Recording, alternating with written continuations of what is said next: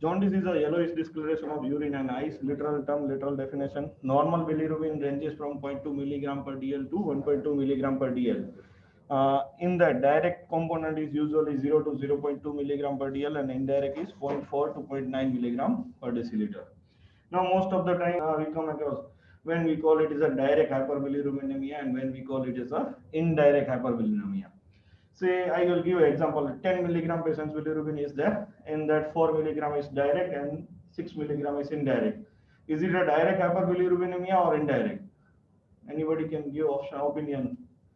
4 is direct, indirect is 6 milligram per dl. Is it a direct hyperbilirubinemia or indirect? It is direct. Yes, it is direct. When more than 15% component is direct bilirubin, it is direct hyperbilirubinemia. See, I will reduce it then. If it is a 2 milligram of direct and 8 milligram of indirect, then also it is a direct hyperbilirubinemia because it is 20%. So most of the time confusion, okay, 10 milligram it will be hemolytic, out of that 8 is indirect. So direct hyperbilirubinemia, we call it when it more than 15% is direct component. Now, usually jaundice we divide pre-hepatic, hepatic and post-hepatic, or maybe when we are dealing with obstructive jaundice at the time I can say hemolytic, hepatocellular or obstructive jaundice. Now, briefly giving idea bilirubin levels, what we can reach in all this, and then we will go for obstructive only component. In hemolytic jaundice, usually bilirubin is indirect hyperbilirubinemia, and mostly it will be 5 milligram, 6 milligram maximum. It will not be 10 milligram, 15 milligram.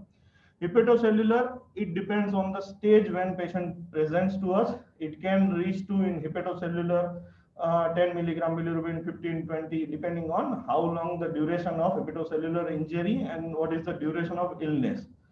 Obstructive jaundice, benign lesions, most of the time bilirubin will be less than the 10 milligram per dl, like stones.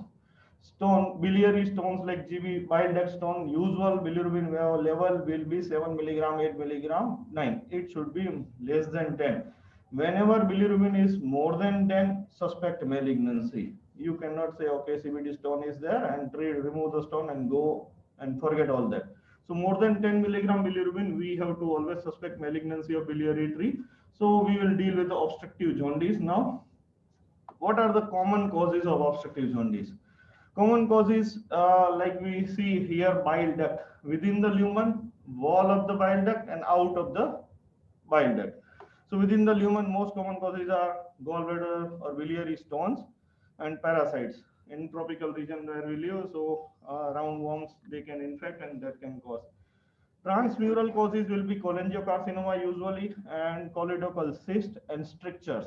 Now, strictures can be benign, malignant. What are the causes of stricture? In the next slide, I will say.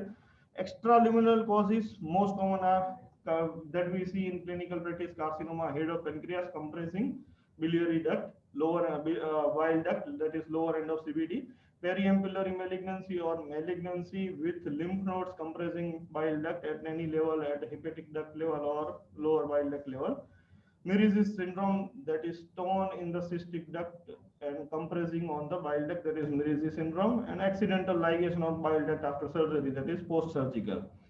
Now, what can be the cause of strictures? Benign can be post-operative, usually cholecystectomy, most common surgery, and during that surgery, if there is a accidental injury to bile duct, post-operative healing will happen, that will lead to stricture.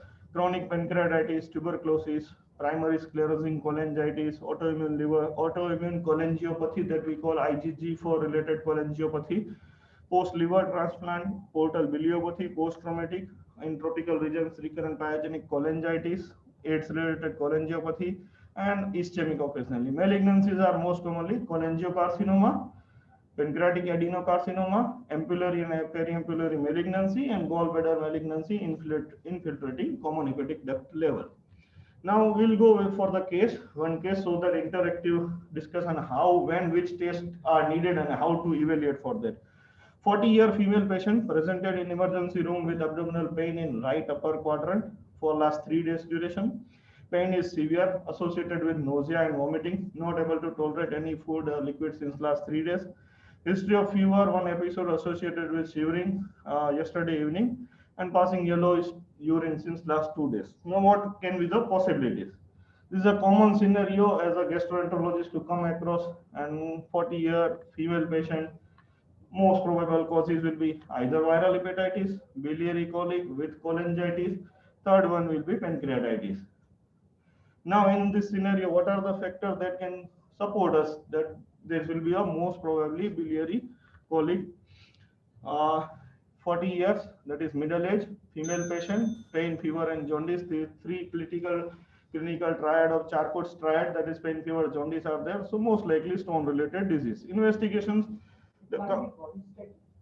Yeah, it can be biliary colic with CBD stone or cholecystitis can be the cause. That's what. Why? What do we do after that? With the report, we will show it how to go ahead with that. Hemoglobin of 11 gram, total count of 12,500 with polymorphonuclear leukocytosis. SGPT is 320, SGOT 180. Alkaline phosphatase is 180. SGPT on normal levels are less than 40. Alkaline phosphatase normal value in our lab is up to 120 for male and 129 and 120. Bilirubin is 4 milligram with direct of 3.1. Renal function test normal, lipase is normal. So pancreatitis is ruled out. Now, how to investigation? What will be the investigation of choice if we see in such a patient in emergency? Do USG abdomen, go for CT abdomen, MRI, MRCP, endoscopic ultrasound, or directly go for ERCP. These are the 6 tests that are required in such a scenario, which we should go for the first. Usually, first investigation should be usually USG abdomen to look for what is the gallbladder status and what is the biliary ductal status. Now, what is MRCP? MRCP is magnetic resonance cholangiopancreatography that is done in radiology department. There is nothing to do with gastroenterology department. We only order and do MRCP. There is a confusion many times patient asks whether MRCP will be done in gastroenterology department, endoscopy room or radiology. It is a MRI, literal words. So send patient to radiology department and here we can see normal gallbladder, duodenum, bile duct, pancreatic duct. And in MRCP, if there are stones, these are the classically we can see stones that are filling defects we can see on MRCP. So classical MRCP.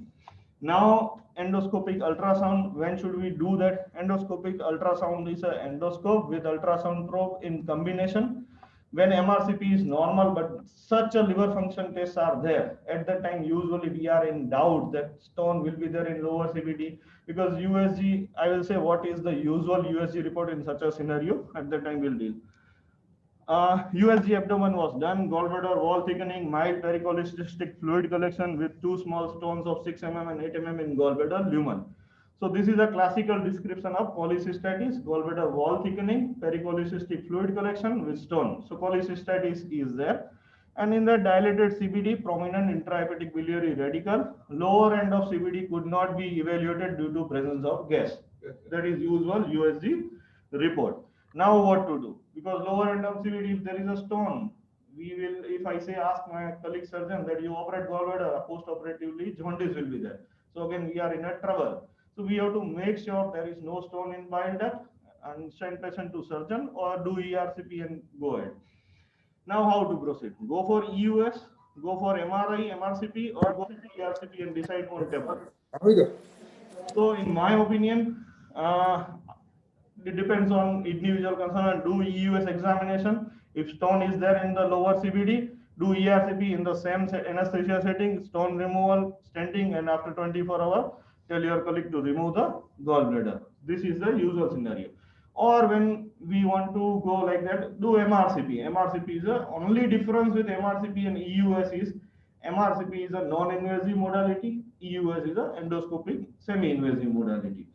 But EUS will add on because as I shared a slide in the morning, EUS is about 96% sensitive in diagnosing gallbladder stones, including microlithiasis. Microliths are less than 3 mm size stone, and 98% specific in ruling out stones. Once in EUS clear means 98% chances there will be nothing.